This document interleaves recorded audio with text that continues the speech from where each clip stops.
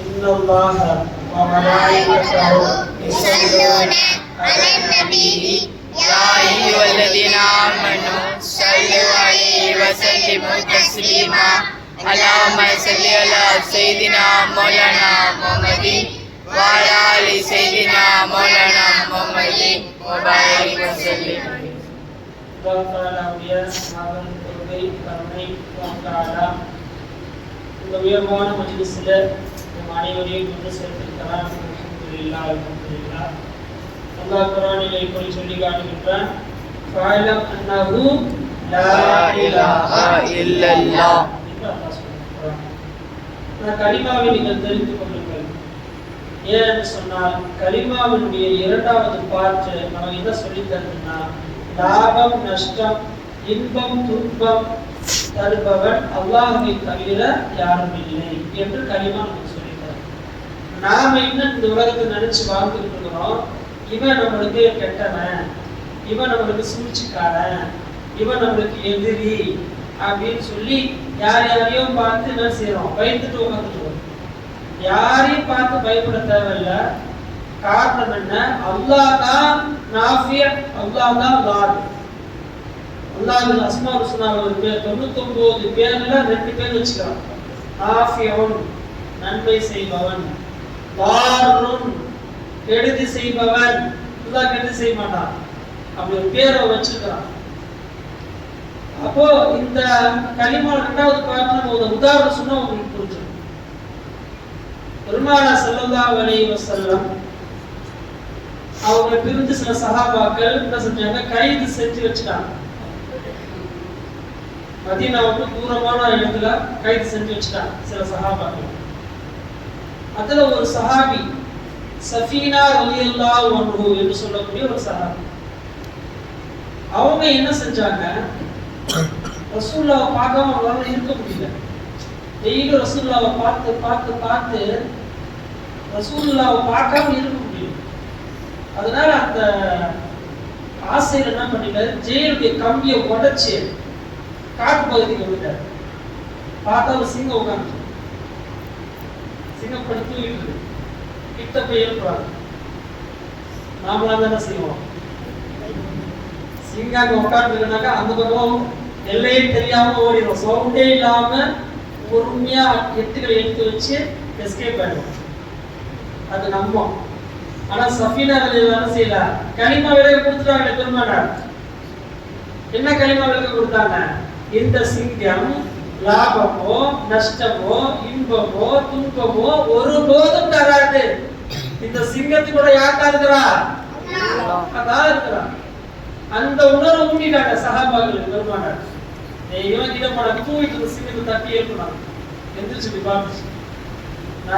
நான் குலாமே ரசூல், ரசூல் ஸல்லல்லாஹு அலைஹி வஸல்லம் அடிமை நான்.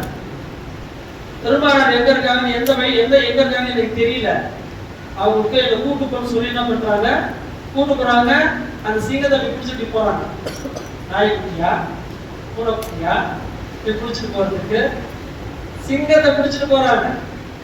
அந்த அப்படியே அந்த சிங்கம் அப்படியே வழி காமிச்சுட்டே வந்து பெருமானார் ஸல்லல்லாஹு அலைஹி வஸல்லம் அவங்க இடத்துல விட்டுட்டு பின்னாடி பார்த்து போல. அதாவது நம்ம பார்த்து செய்வோம், சந்திச்சிட்டோம், என்ன செய்வோம், திரும்பி தானே போவோம். அது பின்னாடியே போகுது. ஏன்னா நபிமார்கள் வலிமார்களுடைய தர்பார்ல போயிட்டா நம்முடைய திட்டத்தை காட்டக்கூடாது. நீ தர்காக்கு போறீங்க, உள்ள போயிட்டு வெளியே வரும்போது எப்படி வரணும், ரிவர்ஸ்ல தான் வரணும். அங்க போயிட்டு முதுவை காமிச்சுட்டு வரக்கூடாது. அது ஒழுங்கக்கேடுன்னு சொல்லுவாங்க, ஆதப்பு குறவுன்னு சொல்லுவாங்க. வலிமார்களுடைய எந்த தர்பாருக்கு நீங்க போனாலும் சரி, இங்க பக்கீர் சபா பார்க்குறாங்க, அங்க போனாலும் சலாம் சொல்லிட்டு ஜியாரத் முடிச்சுட்டா முதுவை காமிச்சுட்டு வரக்கூடாது. ரிவர்ஸ்லயே அப்படி ரிவர்ஸ்லயே தான் அவங்க அந்த பக்கம் திருமண பாருங்க நம்ம போய்க்கலாம். அந்த மாதிரி சிங்கம் அதவு செய்யுது. ஏன்னா ரசூல்லா இருக்கிறாங்க, அவங்களுக்கு முதுவை காட்டக்கூடாது. அந்த சிங்கம் ரிவர்ஸ்லயே போகுது. சிங்கத்துக்கு தெரியுது அதப்பு, மனுஷனுக்கு தெரியுது அதப்பு இல்லையே. எப்படி அதப்பு செய்யணும், யாருக்கு ஒழுக்கமா நடந்துக்கணும், யாருக்கிட்ட மரியாதையா நடந்துக்கணும். நிறைய பேருக்கு தெரியல, அம்மா அப்பா கிட்ட ஒழுக்கமா நடந்துக்கிறது இல்லை, மரியாதையா நடந்துக்கிறது இல்லை. பிற்காலத்துல வாழ்க்கையில கஷ்டப்பட்டு சந்தியில போய் நிற்கிறான். ஏன்? அம்மா அப்பாவுடைய பத்துவா, பெரியவங்களுடைய துவா வாங்குறது இல்ல, யாரையும் பெரியவங்களை மதிக்கிறது இல்ல. அவன் கிடக்கிறான் இவன் கிடக்கிறான் சொல்லிட்டு அவன் என்ன செய்யறது? எந்த பெரியவங்களையும் மதிக்கிறது இல்ல. பிற்காலத்துல அவன் கேவலமான முறையில எல்லா மக்களாலும் கருதப்படுவான். ஏன்? பெரியவங்களை மதிக்கலையே. அல்லாஹ் மதிக்க சொல்றான், பெரியவங்களை மதிங்க, உஸ்தாத்மார மதிங்க, கரிமார மதிங்க என்று அல்லாஹ் சொல்லி காட்டுறான். அப்படி நம்ம மதிக்க தவறிட்டோம், நம்ம வாழ்க்கையே நாசமா போயிடும். நான் 5 வேளை தொழுகிறேன், நோன்பு வைக்கிறேன், அதெல்லாம் ரெண்டாவது. அதெல்லாம் ஹுக்கூக்குல்லாஹ், ஒரு மனிதன் அல்லாஹ்வுக்கு செய்ய வேண்டிய கடமைகள். ஒரு அடியானுக்கு செய்ய வேண்டிய கடமைகள் இருக்குது. ஒரு முஸ்லிம் இன்னொரு முஸ்லிமுக்கு செய்ய வேண்டிய கடமைகள். எப்படி? உஸ்தாத்மார்கள் இருந்தாங்களா அவங்கள்ட்ட மரியாதையா நடந்துக்கணும், பெரியவங்க இருந்தாங்களா அவங்கள்ட்ட மரியாதையா நடந்துக்கணும், வழிபாடுகள் இருந்தாங்களா அவங்கள்ட்ட மரியாதையா நடந்துக்கணும், அவங்க ஒரு வார்த்தை சொல்லிட்டாங்களா அதை மதிக்கணும். இல்ல நம்ம வாழ்க்கை நாசமா போயிடும். நம்ம வாழ்க்கையில எந்த ஒரு குடியுமே இருக்காது. சில பேர் சொல்லுவாங்க, நல்லா சம்பாதிக்கிறேன் ஆனா காசு எடுத்து வைக்க, ஒரு நல்லபடியா வீடு கட்டலாம் நினைக்கிறேன், முடியல. ஒரு நல்ல ஒரு வண்டி வாங்கலாம் பாக்குறேன், முடியல. வாழ்க்கையில நல்ல முன்னேற நினைக்கிறேன், என்னால முடியல. ஏன் முடியல? நீ செஞ்ச அதவு குறைவு. நீ மரியாதையின்மை சில பேர் நடந்துகிட்டல, உன் தாய் தந்தையர் மரியாதை நடக்கல, உன்னுடைய பெரிய பாப்பா கிட்ட எப்படி நடந்துகிட்ட, உங்க அண்ணன் கிட்ட எப்படி நடந்துகிட்ட, உன் மச்சான் கிட்ட எப்படி நடந்துகிட்ட, உன் மாமா கிட்ட எப்படி நடந்துகிட்ட. அப்ப இதெல்லாம் அல்லாஹ் நோட் பண்றான். பெரியவங்களுக்கு மரியாதை கொடுக்கிறது இஸ்லாத்துல ரொம்ப பிரதானமானது. ஆதம் அலைஹிஸ்ஸலாம் முதல்ல அல்லாஹ் படைச்சானே, படைச்சிட்டு எல்லா மலக்குமாரையும் கூப்பிட்டு சஜ்தா செய்ய சொன்னான்.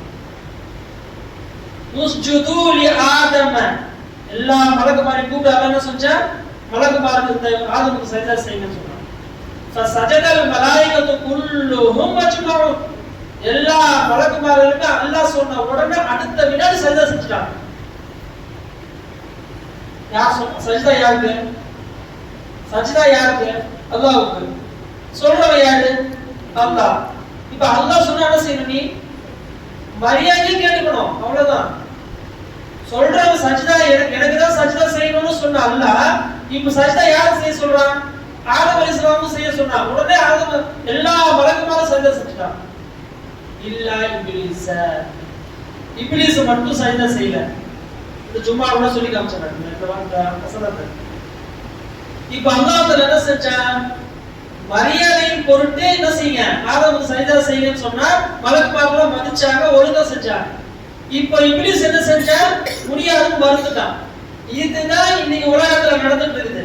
நாம எல்லாம் சேர்ந்து சொன்னா அஹ்லுஸ் சுன்னத் வல் ஜமாஅத்துடைய அகீதா இருக்கக்கூடிய சுன்னத் ஜமாஅத்துக்காரங்க என்ன செய்யறாங்க? எல்லா வழிபாடுகளையும் அல்லாஹ் மதிக்க சொல்றான். குர்ஆன்ல வழிபாடுகளுடைய வரலாறுகளை எக்கச்சக்கமா சொல்றான். குர்ஆன்ல வழிபாடுகளுடைய வரலாறுகளை எக்கச்சக்கமா அல்லாஹ் குர்ஆன்ல சொல்லி காட்டுறான். அந்த வழிபாடுகளை நீங்கள் மதிக்க வேண்டும் என்று அல்லாஹ் சொல்றான். சொல்லிட்டு அல்லாஹ் தஆலா என்ன சொல்லி காட்டுறான்? குர்ஆன்ல அந்த வழிபாடுகளுக்கு தனி அந்தஸ்து இருக்கிறது, அந்த வழிபாடுகளுக்கு தனி ஷான் இருக்கிறது. இப்படி எல்லாம் உயர்ந்த அந்தஸ்து இருக்குது. இல்ல அந்த வழிபாடு மதிங்கன்னா நம்ம எல்லாம் மதிக்கிறோம். இப்ப எப்படி இப்லீஸ் நான் இல்ல நான் சஜ்தா செய்ய மாட்டேன்னு மறுத்தானோ அந்த மாதிரி இந்த வஹாபி கூட்டங்கள் என்ன செய்து யாரை மறுத்துட்டு இருக்கிறாங்க? நாங்க தர்காவுக்கு போக மாட்டோம், அது ஷிர்க். நாங்க தர்காவுக்கு போக மாட்டோம், அது ஷிர்க் நீங்க சொல்லிட்டு தெரிஞ்சுட்டு இருக்கிறாங்க. பெரும்பாலும் அதே சொல்லி காமிச்சாங்க. நஹைத்துக்கும் மின் குபூரி, அதாவது நான் ஏற்கனவே என்ன செஞ்சிருந்தேன், இந்த ஜியாரத்துல் குபூரை தடுத்திருந்தேன். ஆரம்ப காலகட்டத்துல ஐயாவுக்கு ஜாஹிலியாவுடைய காலகட்டத்துல யாரும் தர்காவுக்கு போவாதீங்க அப்படின்னு தடுத்திருந்தேன். ஆனால் இப்போ நான் அது எல்லாருக்கும் அனுமதி கொடுத்துட்டேன். ஏன்னா இப்ப நான் அல்லாஹ் யாருன்னு எல்லா சஹாபாக்களுக்கும் காமிச்சு கொடுத்துட்டேன். எனவே நீங்க என்ன செய்யுங்க, எல்லாரும் ஜியாரத் செய்யுங்க என்று அந்த பெரும்பாலும் செஞ்சாங்க. இரண்டாவதாக அனுமதி கொடுத்தார்கள்.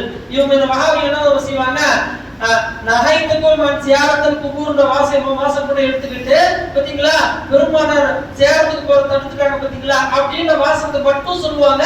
அடுத்த வாசகத்தை உங்கள்கிட்ட சொல்ல மாட்டாங்க. சொன்னா உங்களுக்கு உண்மை தெரிஞ்சுடுவாங்க. சொன்னா உங்களுக்கு உண்மை தெரிஞ்சிடும். அப்ப அடுத்த பெரும்பாலும் அனுமதி கொடுத்துட்டாங்களே, ஏன் அதை சொல்லல? ஏன் அதை மறைச்ச? யாரை ஏமாத்துறதுக்கு? யாரை ஏமாத்தி சம்பாதிக்கிறதுக்கு? அப்போ மார்க்கம் என்பது என்ன செய்த இமாமுடைய தர்பாருக்கு போகலாம் என்பதை இஸ்லாம் அனுமதிக்கிறது. அதாவது மரியாதைன்னு சொல்றோம். அப்போ சப்ஜெக்ட் மாறி போயிட்டு இருக்குது. நான் சுருக்கமா விளங்குறதுக்காக சொல்றேன். அப்ப அந்த சிங்கமாகப்படுது பெருமானாருக்கு மரியாதை கொடுக்கும் பொருட்டு பின்னாடியே போய் அப்படி போயிடுச்சு. அப்ப ரசூலுல்லாஹி ஸல்லல்லாஹு அலைஹி வஸல்லம் சஹாபியை பார்த்து சந்தோஷப்பட்டாங்க. ஏன்னா அந்த சஹாபி கலிமாவை புலங்கினார். எப்படி புலங்கிருக்கிறாரு? ஒரு சாதாரண மனிதரா இருந்தா ஐயோ சிங்கம் நம்மள ஏதாச்சும் கடிச்சிரும் என்று அது பயந்துருப்பாரு. ஆனா பெருமானார் சொல்லி கொடுத்துட்டாங்க, லாபமோ நஷ்டமோ இன்பமோ துன்பமோ தருபவன் அல்லாஹ்வை தவிர வேறு யாரும் இல்லைன்னு தெளிவான முறையில் சொல்லி கொடுத்த பிறகு அதை இந்த சஹாபி புலங்கினாரு. அதுக்காக என்ன செஞ்சாங்க? ஸல்லல்லாஹு அலைஹி வஸல்லம் சந்தோஷப்பட்டாங்க சஹாபியை பார்த்து. அதே போன்று ஜனாதிபதியாக இருக்கக்கூடிய காலத்துல யாரு? சையதுனா உமர் ரலியல்லாஹு தஆலா ஜனாதிபதியா இருக்கிறாங்க. அப்படி அவங்க ஜனாதிபதியா இருக்கும் போது என்ன செய்யறாங்கன்னு சொன்னா 3 பொருள் அவங்களுக்கு ஒரு அன்பளிப்பா வருது. ஒண்ணு அடிமை பெண், இன்னொன்னு அழகான வாசனை திரவியமான அத்தர், மூன்றாவது ரொம்ப கடுமையான விஷம். இந்த 3 அவங்களுக்கு அன்பளிப்பா கொடுக்கப்படுது. அவங்க பார்த்தாங்க, ஒரு சஹாபியை கூப்பிட்டாங்க, இந்த அடிமை பெண்ணை நீ வச்சுக்கோ அப்படின்னு அனுப்பிச்சு விட்டாங்க. அவங்களுக்கு அன்பளிப்பா அந்த அடிமை பெண்ணை என்ன செஞ்சுட்டாங்க? ஒரு சஹாபி கொடுத்துட்டாங்க. ரெண்டாவது அத்தர் வாசனை திரவியம் வந்துச்சுல, அது என்ன பண்ணாங்க? இன்னொருத்தர் கூப்பிட்டாங்க, அதையும் கொடுத்து வச்சுட்டாங்க. இப்ப மூணாவது ஒண்ணு இருக்குது, அது கடுமையான விஷம். ஒரே ஒரு டிராப் போட்டு சாப்பிட்டோம் செத்து போயிடுவாங்க, அவ்வளவு கடுமையான விஷம். அதை எடுத்து சொன்னாங்க, எனக்கு வந்து மிகப்பெரிய எதிரி எதுன்னா என் நஃப்ஸ் சொன்னாங்க. எனக்கு மிகப்பெரிய எதிரி எது தெரியுமா? யாரையும் கை காட்டலாம், என் நஃப்ஸ் தான் எனக்கு மிகப்பெரிய எதிரி. எனவே அந்த நஃப்ஸ் என்ன செய்யணும்?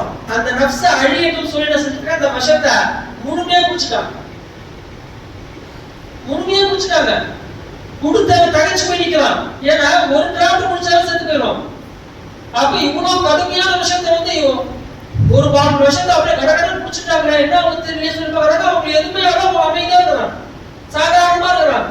நேரம் ஆகிட்டே இருக்குது, ஒன்றுமே ஆகல அவங்களுக்கு. ஏன்? அவங்க அந்த விஷயத்தை பார்த்து பெருமானார் சொல்லி கொடுத்த கலிமாவை புலங்கினாங்க. என்ன புலங்கினாங்க? லாபம் நஷ்டம் இன்பம் துன்பம் தருபவன் அல்லாஹ்வை தவிர வேறு யாரும் இல்லை. இந்த விஷயத்தால சுயமா செய்ய முடியாது. லாபமோ நஷ்டமோ இன்பமோ துன்பமோ தர முடியாது என்பதை பெருமானார் சொல்லி கொடுத்தனால அந்த விஷம் மேல நம்பிக்கை வைக்கல, அல்லாஹ் மேல நம்பிக்கை வச்சார். என்னை ஹயாத்தாக்குறவன் யாரு? அல்லாஹ். மன்னிக்க செய்யறவன் யாரு? அல்லாஹ் தானே. இப்ப ஹயாத்தாக்குறவன் மட்டும் அல்லாஹ் மன்னிக்க செய்யற இந்த விஷம் சொன்னா விஷம் மேல நம்பிக்கை வச்ச மாதிரி எல்லாம் ஆயிடும். அப்ப கலிமா எப்படி வழங்கினாங்க பெருமானார்? இந்த உலகத்துல இருக்கிற எந்த விஷம் சேர்ந்துமே சரி உங்களை தீண்டாது. அன்னைக்கு நம்ம யூனுஸ் அலைஹிஸ்ஸலாம் சம்பவத்தை சொல்லி காமிச்சோமா இல்லையா? திமிங்கல என்ன முழுங்கிருச்சவங்கள, ஆனா திமிங்கலால எதுவுமே செய்ய முடியலையே. ஏன்? அவங்க திருக்கலிமா புலம்புறாங்க. அந்த இடத்துல லா இலாஹ இல்லா அன்த சுப்ஹானக இன்னி குன்து மினல் ஸாலிமீன் கலிமா புலம்புறதுனால அந்த எவ்வளவு பெரிய திமிங்கல அது ஒரு கப்பலையே முழுங்கிடும். திமிங்கல இருக்க அந்த சாதாரணமா நம்ம பார்க்கிறதுக்கு அப்படி இருக்குது, லேசா தடுத்தா பெரிய பிரம்மாண்டமான கப்பலா கீழே விட்டுரும். அப்ப எவ்வளவு பெரிய பிரம்மாண்டமான மீன், அந்த மீன் வீட்டுல யூனுஸ் அலைஹிஸ்ஸலாம் ஜீரணம் போகிறதுக்கு எவ்வளவு நேரம் வேணும்? ஆனா ஏன் ஜீரணம் பார்க்க முடியல அவ்வளவு பிரம்மாண்டமான மீனால? திருக்கலிமா லா இலாஹ இல்லல்லாஹ். அதான் பெருமானார் சொல்லி கொடுத்தாங்க. அந்த விஷத்தை குடிச்சிட்டு இருந்தாங்க. அவர் கொடுத்தவர்கிட்ட ஸ்டன் ஆகி நிக்கிறார், என்ன பண்றதுன்னு தெரியாம. அப்போ இந்த கலிமா விளக்கு அவங்கள்ட்ட இருந்ததுனால அவங்க என்ன செஞ்சாங்க? யாரை பார்த்து அவங்க பயப்படவே இல்லை. எவ்வளவு பெரிய எதிரி வந்தாலும் அவங்க பார்த்து என்ன செய்ய? சஹாபாக்களும் சரி அதுக்கு பின்னால் வந்த வெளிப்பாடுகளும் சரி எதிரிகளை பார்த்து பயந்ததே கிடையாது. ஏன்? அவர்களால் ஒன்றும் செய்ய முடியாது. எனக்கு ஒரு நஷ்டம் தரணுமா? தந்தா அல்லாஹ் தான் தரணும். எனக்கு ஒரு லாபம் தரணுமா? அது அல்லாஹ் தான் தரணும், வேற யாருமே தர முடியாது என்ற நம்பிக்கையை வந்து அல்லாஹ் மேல வச்சுட்டாங்க. நீங்க நாம தான் சொல்றோம் அல்லாஹ் மேல நம்பிக்கை வைக்கிறோம்னு. எப்படி நம்பிக்கை வைப்பீங்க? அல்லாஹ் இல்லான்னு உங்களுக்கு தெரிஞ்சாதான் நீங்க நம்பிக்கை வைக்க முடியும். அல்லாஹ் தான் என் தேவையை பூர்த்தி செய்யறாரு நீங்க விலகினாதான் அல்லாஹ் மேல நம்பிக்கை நீங்க வைக்க முடியும். அல்லாஹ் இல்லான்னு நீங்க விலகல, கடைசி வரை அல்லாஹ் மேல நம்பிக்கை வைக்க முடியும். எப்படி நம்பிக்கை வைப்பீங்க? உங்க தேவை பூர்த்தி ஆகும். எப்படி பூர்த்தி ஆகும்? மற்ற மனிதர்கள் மூலமாக அல்லாஹ் கொண்டு வந்து தருவான். நீங்க யாருக்கிட்டையும் முஹ்தாஜாக தேவையில்லை, யாருக்கிட்டையும் நீங்க போய் கேட்டு நிக்க வேண்டிய அவசியம் இல்ல, கேவலப்பட தேவையில்லை. இன்னைக்கு முஸ்லிம் ஜனங்கள் என்ன செய்யறாங்க? வட்டி கடையில போய் பட்டின உட்காந்துக்கிறாங்க. வட்டி வாங்காதீர்கள். ஏன்? நீங்கள் வட்டி வாங்கினால் அல்லாஹ் என்ன சொல்லி காட்டுற குர்ஆன்ல, நான் உங்களோடு போர் தொடுப்பேன் என்று சொல்வது மட்டுமல்லாமல் யதஹப்பதுஹு மினஷ் ஷைத்தான், உங்களை எப்படி ஏற்குவேன்? ஷைத்தான் பிடித்தவனை போன்று மறுமையில உங்களை ஏற்குவேன்னு சொல்ற. யார? வட்டிக்கு வாங்குறவன. எனவே வட்டிக்கு ஒருபோதும் செஞ்சிடாங்க. வட்டி கட்ட போய் நின்றாதீங்க. ஒரு நகை இருக்குது, இதை போய் நீங்க திருப்பி காசு கொடுத்து வாங்க முடியாது, வச்சாதான் செய்ய முடியும், நம்ம அதை மீட்டிடலாம் அப்படின்னு நீங்க நினைக்கிறீங்க. நீங்க நகை வைக்கும் போது அல்லாஹ் சொல்றானா, நீ எப்படி அந்த நகையை மீட்டுறேன்னு நான் பாக்குறேன். நீங்க நகையை கொண்டு போய் வட்டிக்கல்ல வைக்கும்போது அல்லாஹ் என்ன சொல்றான், நீ எப்படி அந்த நகையை மீட்டுறேன்னு நான் பாக்குறேன். நீங்க என்ன செய்யுங்க? அந்த நகையை வித்துருங்க. வித்த பிறகு வர காசு இருக்குல்ல, அது பக்கா ஹலால். அந்த காசை நீங்க பயன்படுத்துங்க. மீண்டும் உங்களுக்கு நகை வாங்கக்கூடிய காசை அல்லாஹ் தருவான், நிச்சயமா தருவான். எப்ப இந்த நம்பிக்கை நமக்கு வரும்? அல்லாஹ் தான் இலாஹ் என்று நீங்கள் விளங்கினாதான் வரும். அல்லாஹ் நீங்க இலாஹ் விளங்கல, இந்த நம்பிக்கை உங்களுக்கு வரவே வராது. நீங்க வட்டிகள்ல ஒருபோதும் நிக்காதீங்க. இந்த அதே மாதிரி இந்த எந்த சீட்டு போடுறாங்களா இல்லையா, சீட்டு போட்டு குடி சீட்டு போடுறாங்களா இல்லையா, கடைசியில அவங்க ஏழாவது குடிப்பாங்க, அந்த மாதிரி சீட்டு நீங்க போடாதீங்க. அதுவும் ஒரு விதத்துல ஹராம் தான். சரி, இப்ப என்ன செய்யலாம்? குலுக்கல் சீட்டு இருக்கு, அது மார்க்கத்துல ஹலால். குலுக்கல் சீட்டு சொன்னா செய்வாங்க, 10 பேர் சேருவாங்க, ஒரு ஆளுக்கு 5000 ரூபாய்னு சொன்னாக்க மாசத்துக்கு 50000. 10 பேர் சேர்ந்து செய்வாங்க, சீட் போடுவாங்க, அதுல குலுக்கி பேர் போடுவாங்க. யார் பேர் வருதோ அவங்களுக்கு ரொக்கமா 50000 ரூபாய் கொடுப்பாங்க. இது மார்க்கத்துல ஹலால். இது நீங்க யார் வேணாலும் செய்யலாம், யாருக்கு சக்தி இருக்குதோ அவங்க வச்சு தாராளமா நடத்தலாம். ஆனா இதுல ஒரு லாபம் எனக்கு வேணும் அப்படின்னு எதிர்பார்க்க கூடாது. நம்ம சமுதாயத்துக்கு ஒரு நன்மை நினைக்கணும் அப்படின்னு சொல்லி நீங்க செய்யணும் ஆசைப்பட்டா இந்த சீட்டை நீங்க நடத்தலாம். ஆனா நடத்தும் போது யார் கரெக்டா மாசம் காசு தருவாங்க அந்த மாதிரி ஆளா பார்த்து நீங்க போடணும். நீங்க பாட்டு சீட்டை சேர்த்துட்டு 50000 ரூபாய் வாங்கி அவளை என்ன போய் உட்காந்துட்டு நீங்க என்ன செய்வீங்க? மாசம் 5000 ரூபாய்க்கு. அப்ப இதெல்லாம் மார்க்கம் நமக்கு சொல்லித்தர. எதையுமே அல்லாஹ் விட்டு வைக்கல குர்ஆன்ல. குர்ஆன்லயோ ஹதீஸ்லயோ இது இல்ல அப்படின்னு சொல்றதுக்கு எதுவுமே இல்ல. எல்லாத்தையும் அல்லாஹ் சொல்லி முடிச்சிட்டான். அப்போ ஒரு மனிதன் நம்ம தவக்கலோட இந்த உலகத்துல வாழணும்னு சொன்னா அல்லாஹ் நீங்க இலாஹ் என்று விளங்கணும். அல்லாஹ் தான் நாஃபி, அல்லாஹ் தான் மாறு என்பதை நீங்க எல்லாருமே விளங்கணும். இப்ப ஈரான் போர் நடக்குது, நம்ம எல்லாம் ரொம்ப என்ன செய்யணும்? அப்ப பதட்டமா ஒன்றரை முஸ்லிம்களை அப்ப போட்டு தாக்குறாங்களே, என்ன போது ஒன்னும் நீங்க பயன்படுத்த. நம்மளால என்ன செய்ய முடியும்? நம்மளால முடிஞ்ச அல்லாஹ் நமக்கு துஆ செய்யணும். யா அல்லாஹ் ஈரான் மக்களுக்கு வெற்றியை கொடு. யார் அவர்களை சூழ்ச்சி செய்கிறார்களோ அவர்களுடைய கையை அவர்களுடைய சர்வாதிகாரத்தை அழித்து விடு. அல்லாஹ் துஆ செய்யுங்க. அதுக்குதான் நோன்பு வச்சிருக்கிறேன். நீங்க நோன்பு தொடங்குற நேரத்துல உங்களுக்கும் அல்லாஹ்வுக்கும் மத்தியில எந்த திரையும் இல்ல. எத்தனையோ தடவை சொல்லியாச்சு. காலைல டெய்லி என்ன செய்யறோம்? பசங்க திட்டு செஞ்சுட்டு துஆ ஓதுவோம். அப்படி துஆ ஓதுற நேரத்துல கீழே உட்கார்ந்து பேசிட்டு இருக்காங்க.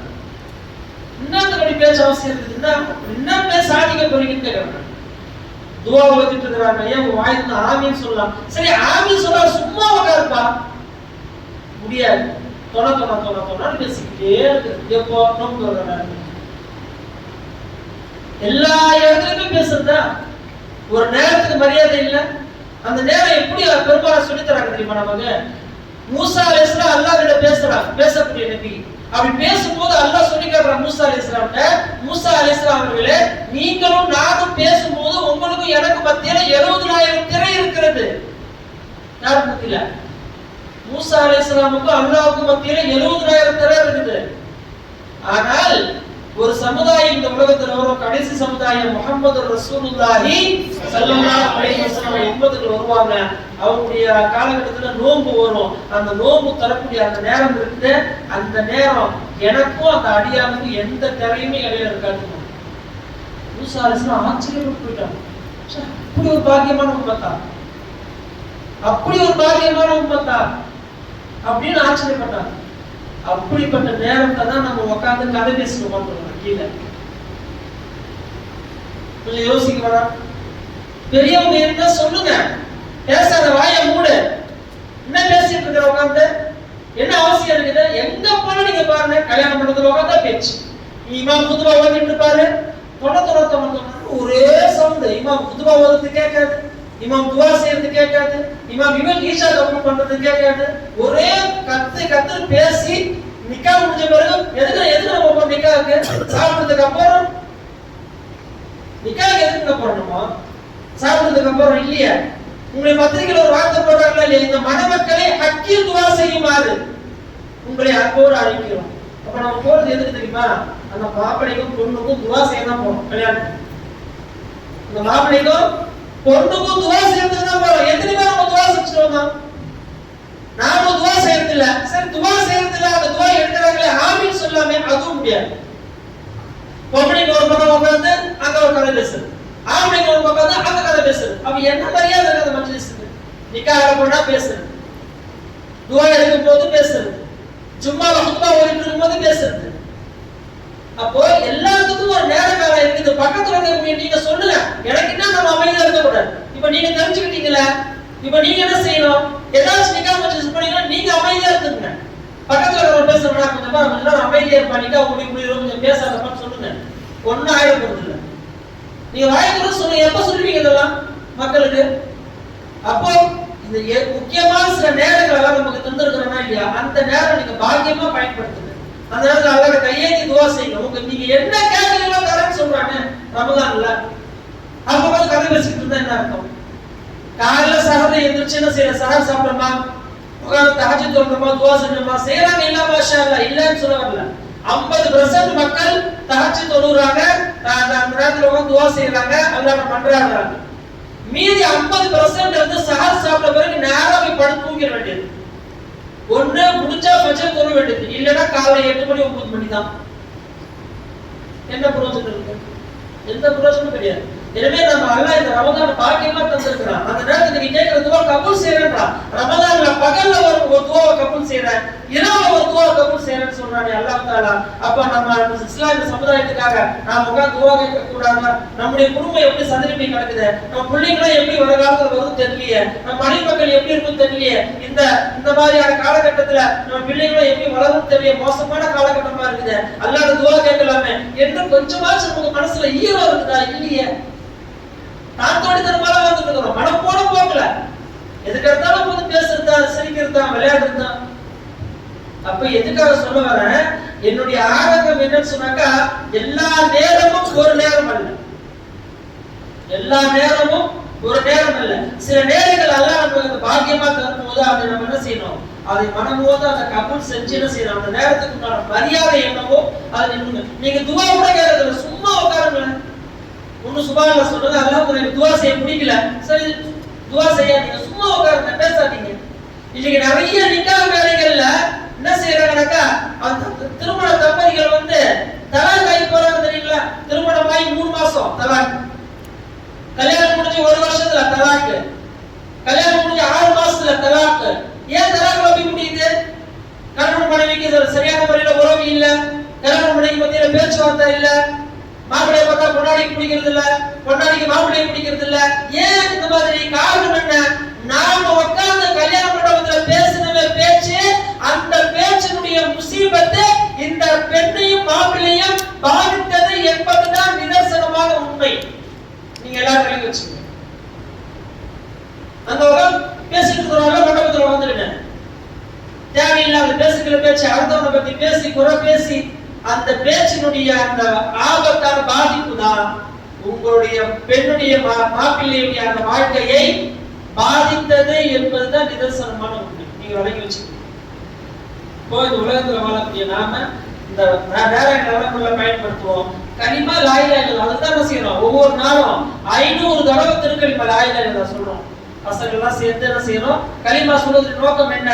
நம்ம மகல்ல ஆபாதாகும். பசங்கெல்லாம் சொல்ல வருங்காலத்துல ஆபாதா போயிடுவாங்க. அதனால கலிமா சொல்றோம். கூட சேர்ந்து நீங்களும் சொல்லுங்க. நீங்க சத்தமா சொல்ல தேவையில்ல, பசங்க சொல்றது உங்களுக்கு கேட்குது இல்ல, கூட சேர்ந்து லா இலாஹா இல்லல்லாஹ் லா இலாஹா இல்லல்லாஹ் சொல்லுங்களா. என்ன ஆயிட போகுது? 5 நிமிஷம் திருக்கலிமா சொல்ல போறீங்க, என்ன ஆயிட போகுது? எனவே இந்த உலகத்துல வாழக்கூடிய நாம கொஞ்ச காலங்கள் எப்படி வரணும்? அல்லாஹ்வுக்காக வேண்டி நம்முடைய வாழ்க்கையை மாற்றிக்கொள்ள வேண்டும் என்கிற தாழ்த்தோண்டித்தனமான வாழ்க்கை ஒருபோதும் செய்யக்கூடாது, இருந்துவிடக் கூடாது.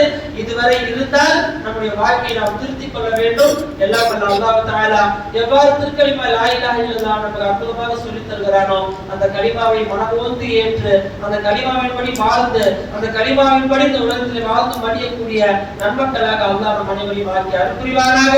இந்த உலகத்தை விட்டு மறையக்கூடிய அந்த கடைசி நேரத்திலே லா இலாஹ இல்லல்லாஹ் முஹம்மது ரசூலுல்லாஹ் என்ற திருக்கலிமாவை மொழித்து ஈமானோடு மரணிக்கக்கூடிய மிகப்பெரிய பாக்கியத்தை அல்லாஹ் நம் அனைவருக்கும் நசீபாக்குவானாக.